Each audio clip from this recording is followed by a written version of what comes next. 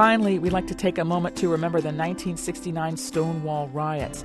It's been 45 years since gay protesters clashed with police in New York City. The event is considered the beginning of the LGBT civil rights movement. It's an event that StoryCorps wants to commemorate. Now, StoryCorps is the group that records interviews between loved ones and archives them at the Library of Congress. Their new initiative called Out Loud records and amplifies the voices of the LGBTQ community, including members of the pre-Stonewall generation. That's people like 70-year-old Patty Woods, who recorded an interview in San Francisco with 22-year-old Cedar Lay.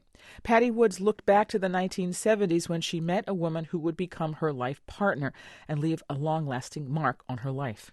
I was working in a restaurant, and she would come every day for lunch. I was like, oh, my God, I want to know her. And I just insisted on finding ways to get together with her. And one night we went out to dinner, and we came back to my house. And we were having some cocktails, and I said, I just want to tell you something. After that, if you want to leave, I understand. I proceeded to tell her that I was lesbian and that I was interested in her and more than just a friend. There was music going on, and she stood up, and I thought, well, she's leaving. And she grabbed me, and she started to dance. And then we kissed. It was the most romantic time in my life. It was like something from a movie. And that was my first kiss. We had very strong feelings for each other, but both of us were closeted. I would introduce her as my best friend. When she got cancer, I said I just wouldn't want to live if anything happened to her.